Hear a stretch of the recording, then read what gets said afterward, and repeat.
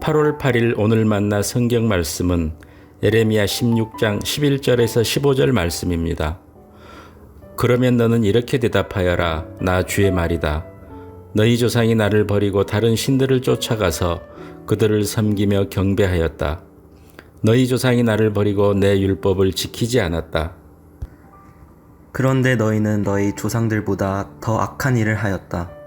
너희는 각자 자신의 악한 마음에서 나오는 고집대로 살아가며 내 명령을 따라 순종하지 않았다. 그러므로 내가 너희를 이 땅에서 쫓아내어 너희가 알지 못하는 땅, 너희 조상도 알지 못하는 땅에 이르게 하겠다. 그러면 너희가 거기에서 낮이나 밤이나 다른 신들을 섬길 것이며 나는 너희에게 다시는 긍휼을 베풀지 않을 것이다. 그러므로 보아라, 나 주의 말이다. 그날이 지금 오고 있다.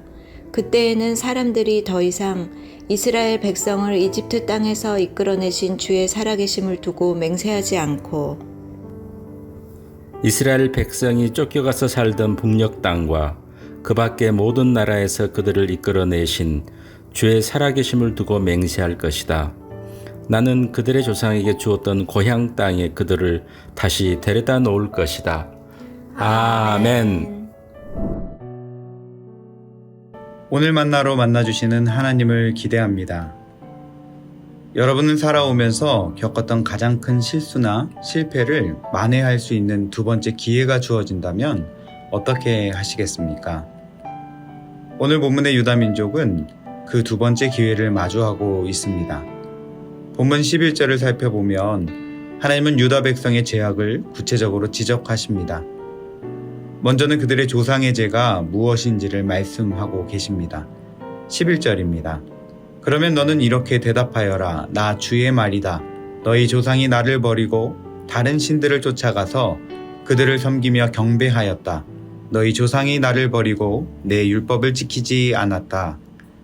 그리고 이어서 12절에는 그들의 조상보다 더 악한 지금의 유다의 죄를 지적하십니다. 12절입니다. 그런데 너희는 너희 조상들보다도 더 악한 일을 하였다. 너희는 각자 자신의 악한 마음에서 나오는 고집대로 살아가며 내 명령을 따라 순종하지 않았다. 하나님께서는 과거 유다 백성의 조상들보다 더 악한 죄를 짓고 있는 유다를 책망하고 계십니다. 이전의 조상들이 여호와 하나님의 말씀을 순종하지 아니하고 다른 신들을 쫓아가서 그들을 섬기며 경배하는 죄를 범하였다면 지금의 유다 백성은 각자 자신의 악한 마음에서 나오는 고집대로 살아가며 순종하지 않고 있다고 말씀하고 계십니다. 마치 사사시대와 같이 각기 자기 소견에 옳은 대로 고집하며 사는 시대를 책망하고 계신 것입니다.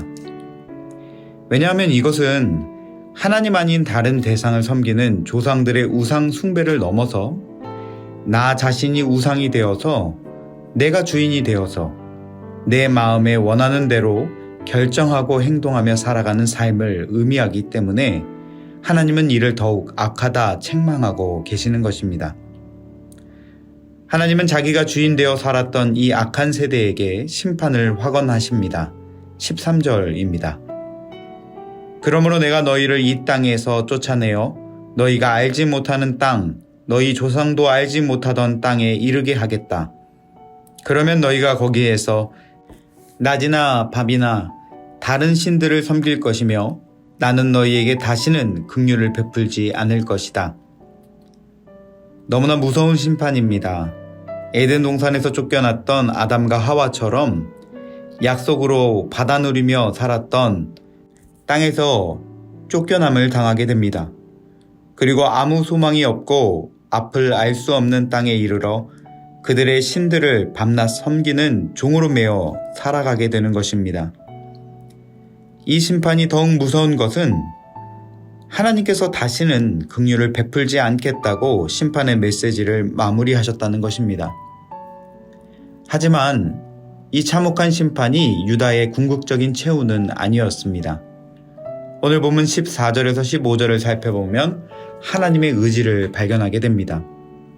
그것은 그전에는 유다 민족이 맹세를 하면서 이스라엘 백성을 이집트 땅에서 이끌어내신 주 출애굽의 살아계심을 두고 맹세하였다면 이제는 이스라엘 백성이 쫓겨가서 살던 북녘 땅과 그 밖의 모든 나라에서 이끌어내신 주의 살아계심을 두고 맹세하게 되리라는 하나님의 뜻이 담겨 있습니다. 이것은 우리 하나님이 그분의 백성을 다시 불러 모으시며 그분과의 관계를 다시 회복시키시겠다는 뜻이며 북방 땅 바벨론뿐만 아니라 모든 땅에서 인도하여 내시는 하나님의 구원을 경험하게 될 것이라는 그분의 의지가 담겨 있는 선포의 말씀인 것입니다. 이것이 이스라엘에게 찾아온 두 번째 기회, 두 번째 회복, 두 번째 출애굽입니다. 여기서 주목해서 바라보아야 할 것이 있습니다. 두 번째 기회는 우연히 찾아온 것이 아니라 하나님이 주셔야만 한다는 것입니다. 사랑하는 여러분, 이 아침 우리를 돌아봅시다. 깊은 절망과 죄악 가운데 허우적거리는 인생에 손을 내밀어 기회를 주시는 분은 예수님이셨습니다. 그리고 우리는 출애굽 첫 세대처럼 새 생명, 새로운 삶의 기회를 얻었습니다. 그러나 어느덧 오늘 본문에서 만나는 유다와 같이 내가 주인 되어 모든 것을 결정하고 판단하고 선택하는 죄악 속에 살아가고 있지는 않은지 돌아봅시다. 그리고 오늘도 두 번째 기회를 주시는 하나님을 의지함으로 주님이 주인 되어 주시도록 마음의 자리를 내어드리며 믿음으로 살아가는 높은 뜻 사람들 되시기를 주님의 이름으로 축복합니다. 기도하겠습니다. 하나님, 이 아침 내가 주인 되어 살았던 죄악된 모습을 버리고 두 번째 출애굽, 두 번째 기회의 자리로 이끄시는 주님의 사랑을 발견하게 하시니 감사합니다. 바라기는 주님이 주시는 이 기회를 놓치지 않게 하시고 오직 주님만이 주인 되시고 주님만이 인도하시는 복된 삶을 살아가도록 은혜를 더하여 주옵소서. 예수님의 이름으로 기도합니다. 아멘. 이제 두 가지 제목으로 함께 기도하겠습니다. 먼저는 오늘 하루 두 번째 출애굽을 허락하시는 하나님의 사랑을 기억하게 하시고 주신 기회를 잃어버리지 아니하고 오직 주님만이 주인 되시는 거룩한 삶을 세워가게 하옵소서 기도합시다. 두 번째는 우리나라에 두 번째 기회를 주옵소서 하나님만을 주인으로 고백하며 하나님의 나라를 실현해가는 거룩한 민족 되게 하옵소서 이 기도 제목으로 기도하신 후에 개인 기도하시겠습니다.